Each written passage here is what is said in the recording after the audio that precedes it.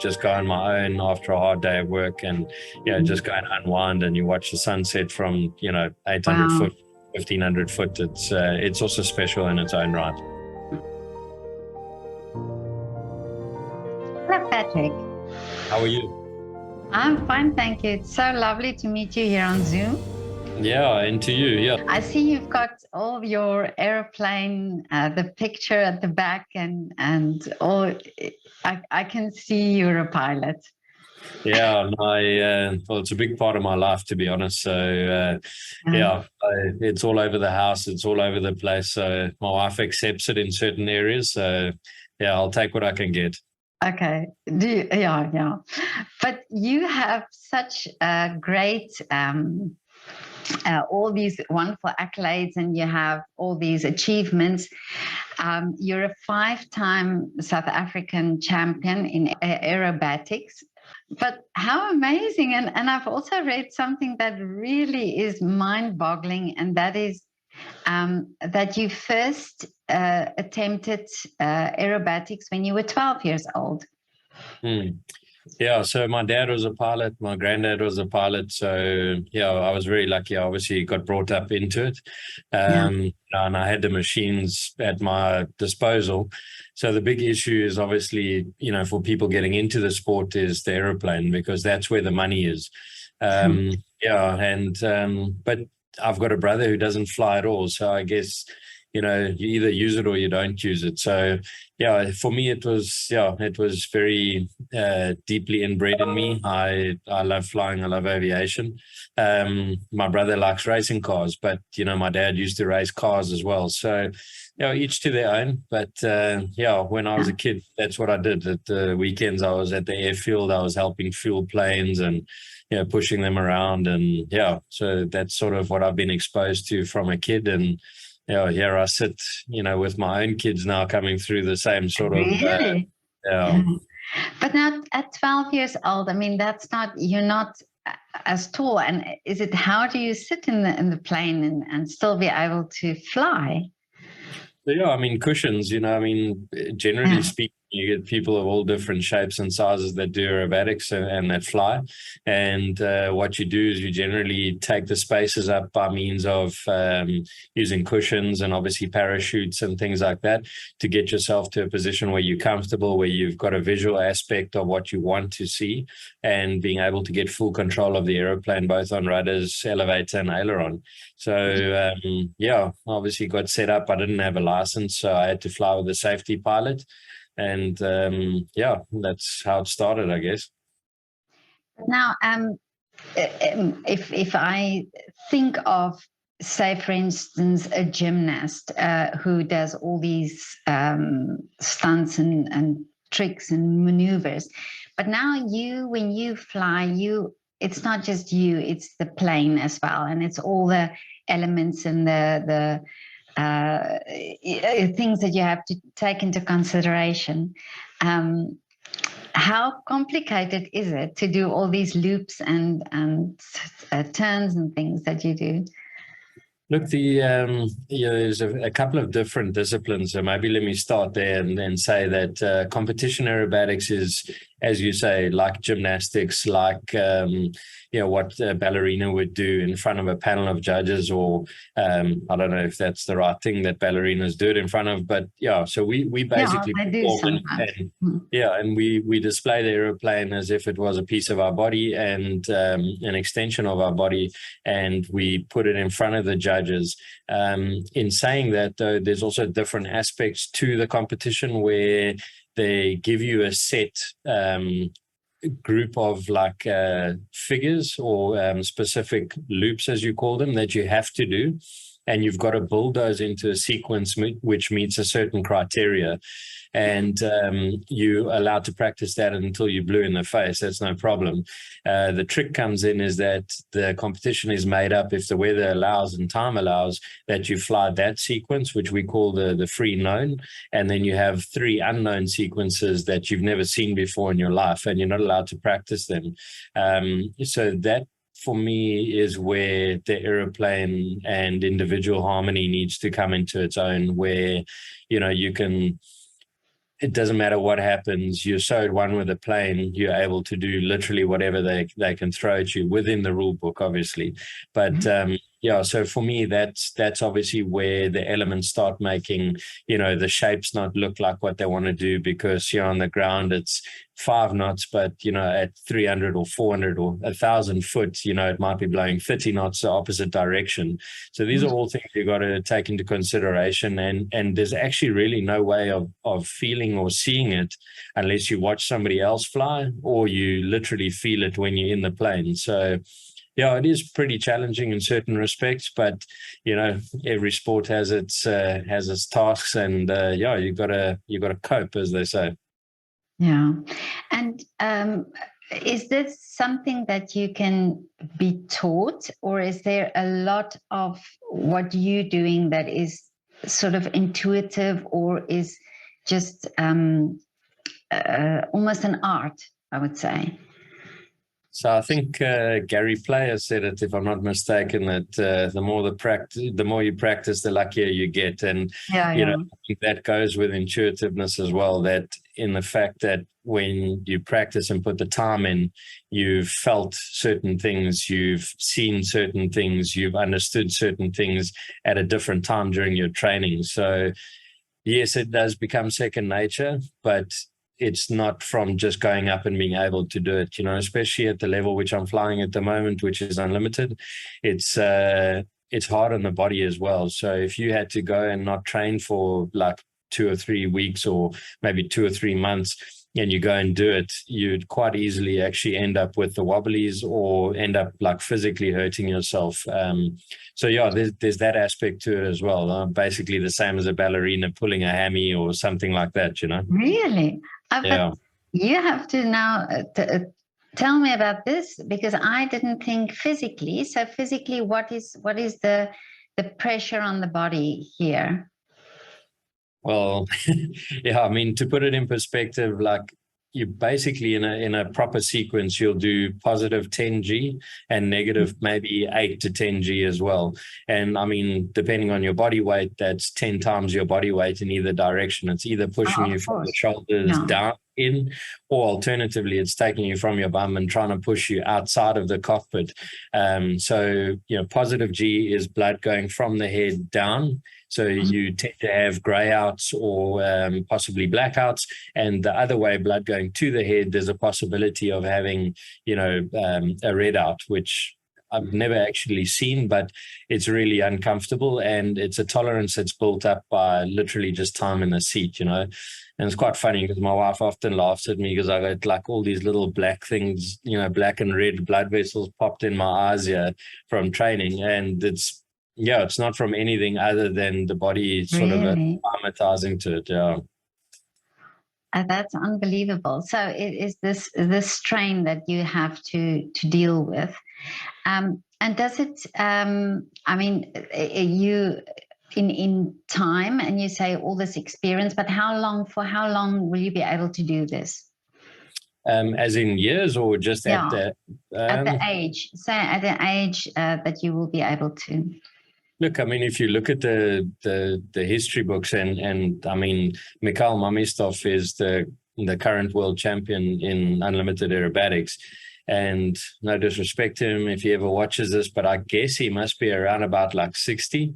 And the thing is with flying that experience takes time. So before you've even allowed to get your license, you're 17, then you've got to explore the avenues of getting some form of exposure to aerobatics. So before you're really involved, 99% of the people are like, 25, 35, whatever it is. So that's only when you start coming into your own. So the older guys have got the experience, they've got the feel, they've got the knowledge, they've got the understanding of designing sequences and that sort of thing. So yeah, I mean, I guess it's up to the person and how physically fit they are, and how mentally in tune they are with wanting to go through, because it really is uncomfortable. The negative G side of things, if you're out of it, to get back into it, it's I mean, I don't know how else to explain it, but it's not pleasant. Okay. But now you also fly different planes. So what makes you choose specific planes, or is it just part of the competition? So for me, part of our business is actually we buy and sell airplanes. We collect them as well. So I don't want to sound obnoxious or anything, but I don't have a choice.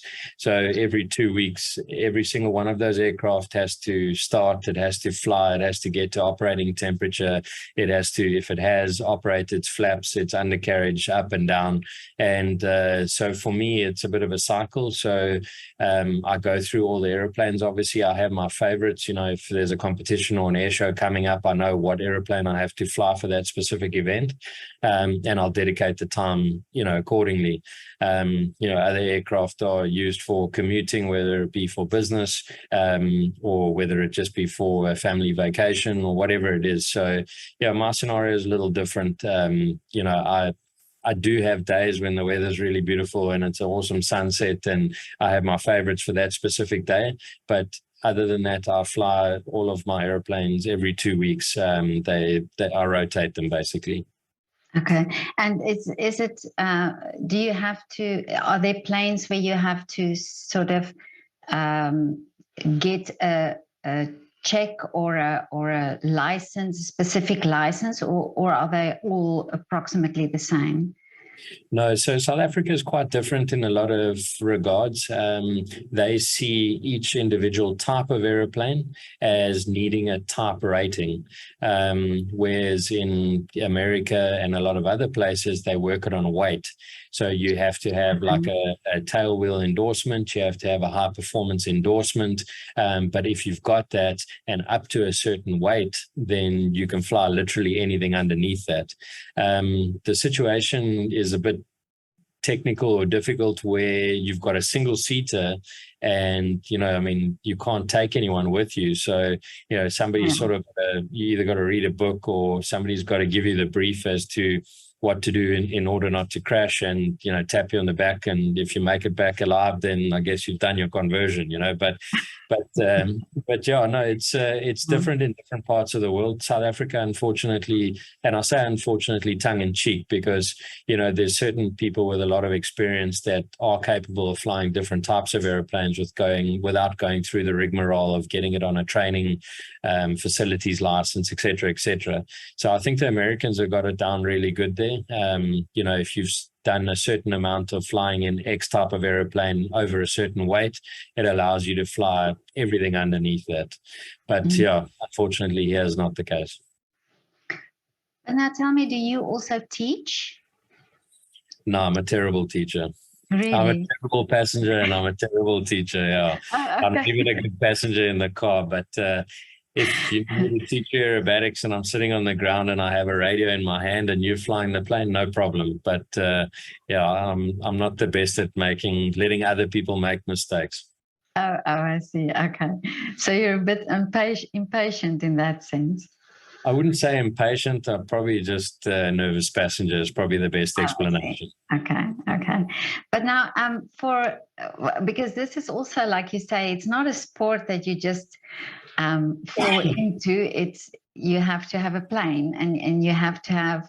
If you don't have a plane, you have to have money to spend on the hours that you train. So, how many young people come in and do this?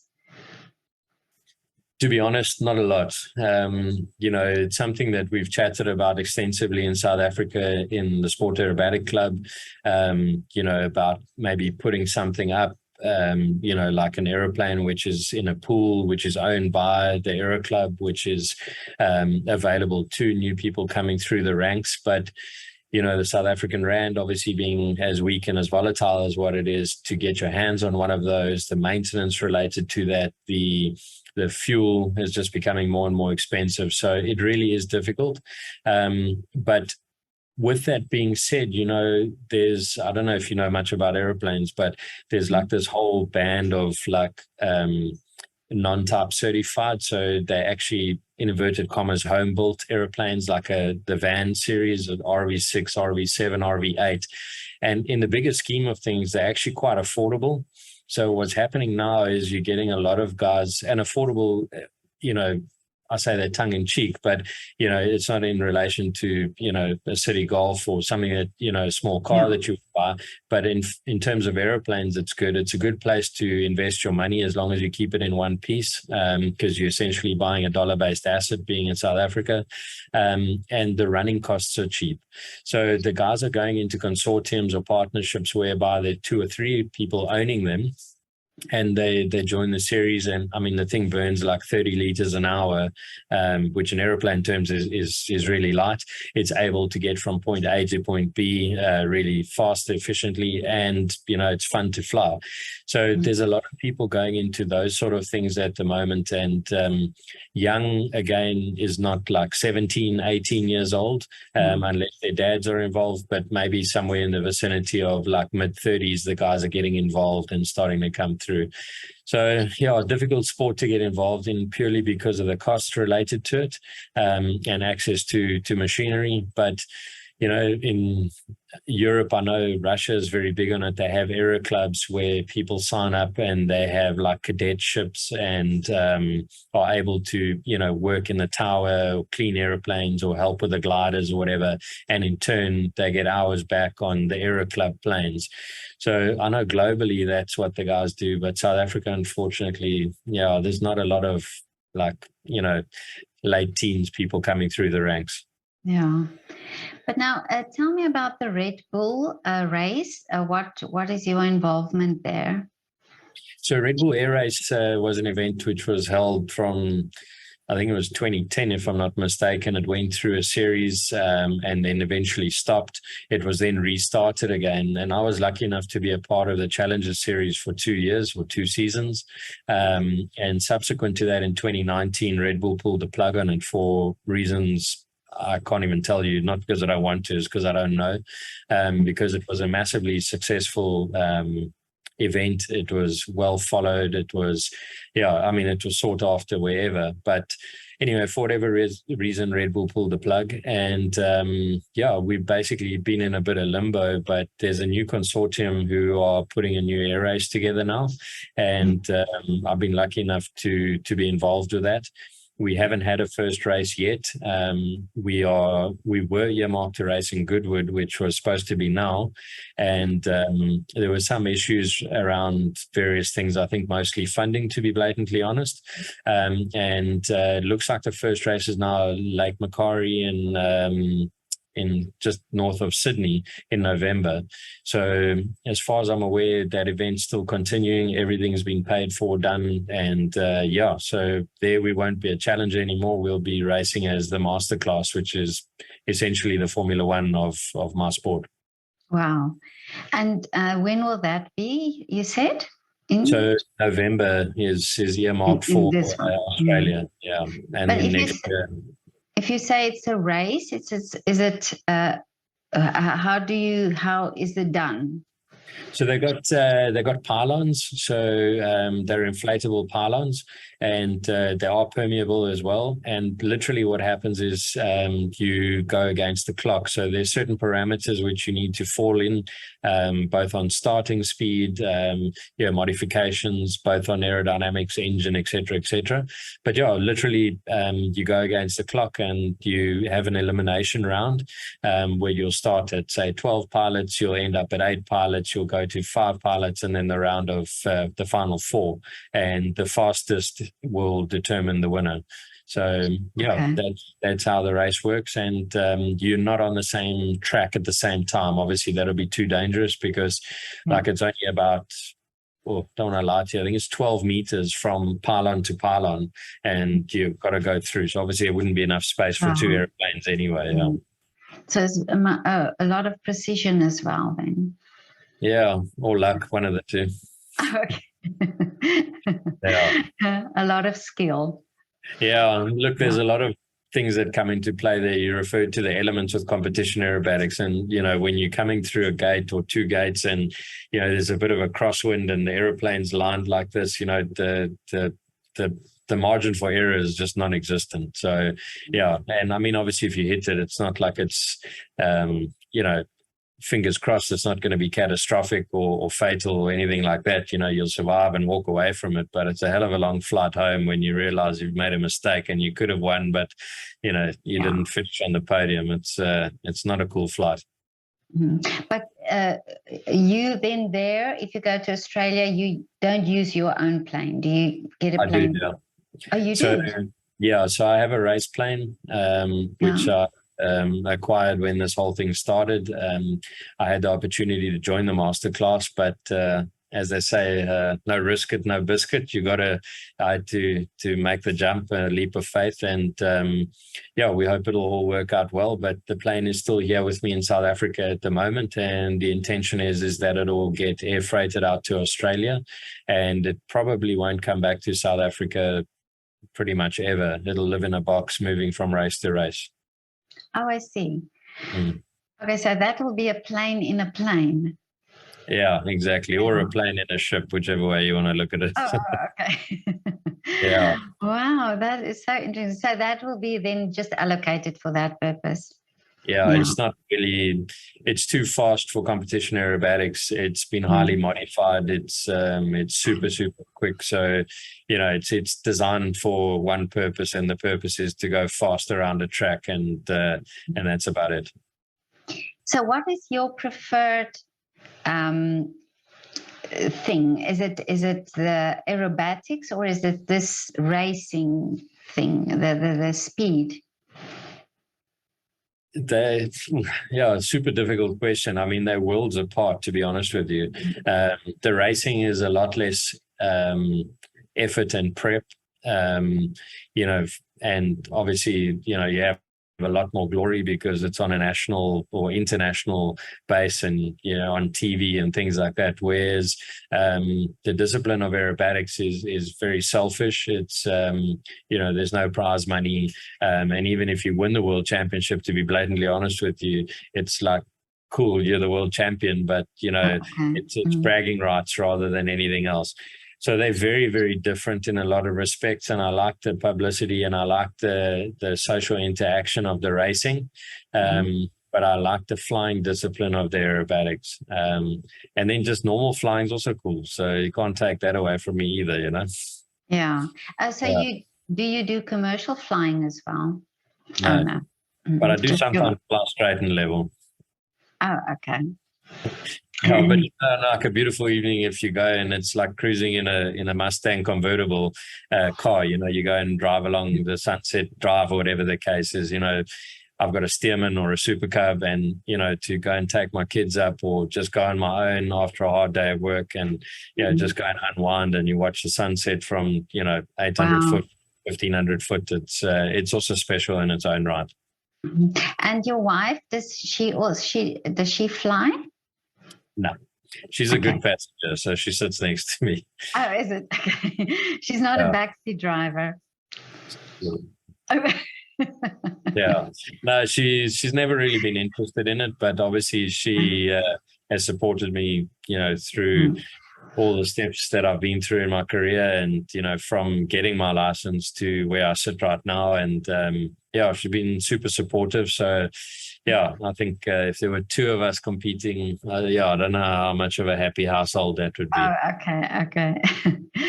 Oh, that's great that she supports you in that. That's wonderful. Well, I mean, she met me. I was young. We were both young. So when I was flying already, so she knew what she was getting herself into. And to be honest with you, I mean, we use it as a tool, both for business and for pleasure as well. So I mean, we travel the world together with the racing, with the aerobatics. We've seen some cool things. We've been as a family to some incredible places, and we use it locally as well, so to travel on holidays together, and it really makes it's accessible, so, and with the current fuel price and the state of our roads in South Africa as well, to be honest, it's probably safer and not that much more expensive to fly. Really? I would think it would be very expensive, but you say it's not. Depends what plane you're flying, obviously, Okay. within reason. But yeah, previously or historically, you could fly yourself in a decent sized aeroplane to Johannesburg and back for cheaper than what the flights would be. And then at some point it turned, and the domestic flights were cheap again. And then now after COVID, things have gone back the other way again. And Mm. a flight to Joburg or Cape Town return, you're looking at like 6.5, 7,000 rand sometimes, Mm. of short notice. And, some of the aircraft that I've got, it's, if you add 2 or 3 people or 4 people up plus your baggage, it's actually cheaper Yeah. just to fly yourself. Mm. Yeah, that's true. Mm. But now, Patrick, tell me, what are your wishes for the future? Um, I think, are you referring to flying specifically, or? You have the wish to make. Yeah. Look, I wish things would just go back to normal, to be honest with you. I think this COVID thing has driven me absolutely mental. I've got a business outside of flying, which we do demolition earth moving, and we employ, over 200 people.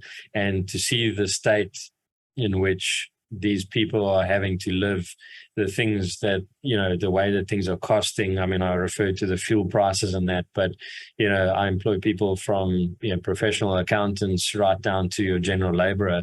And for me personally, I just wish things would go back to some form of normal where people could actually start living again. Because the way it is, I don't know about in Europe and that, but the way it is at the moment, it's it's tough, huh? It's really tough.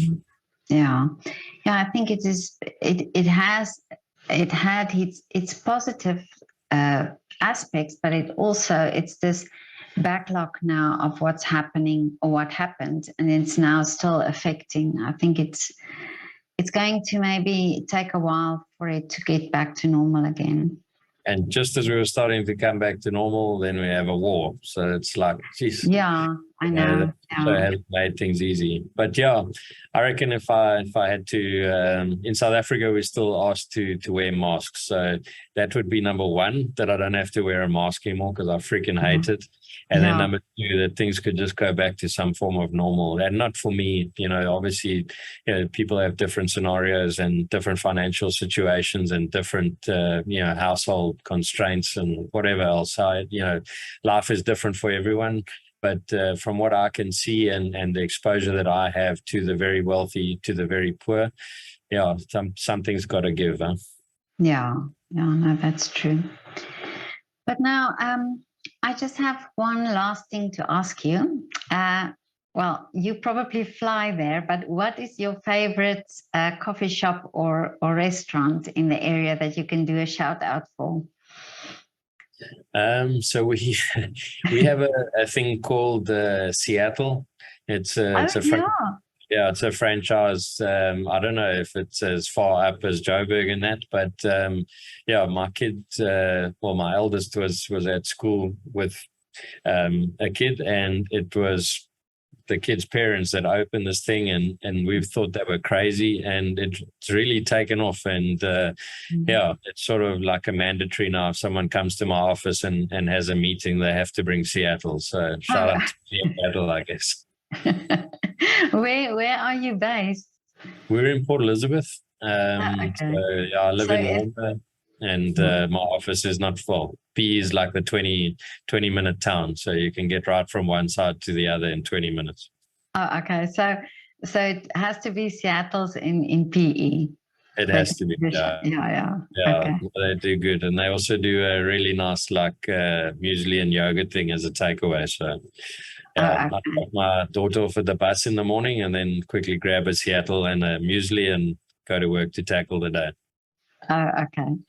No, I'll definitely remember. I know I've heard about it. I think there's one in the Cape as well, in Cape Town. Could be in that area. Yeah. But if it's weekend, then maybe Jack's Bagels. But anyway, don't Jack's judge Bagels. Oh, okay. Yeah. Now I'll put their link in the description of the video for your shout out. Cool.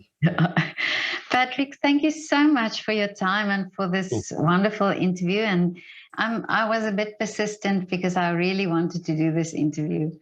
No, you have to be. Yeah. Yeah. Us pilots are not good organizers. Oh, okay. Yeah. All right, but Okay. thank you so much. It's a pleasure. And remember to let me know when you're in Vienna. I will do. Thank you. Okay. All right. Okay. Ciao. Bye. Bye.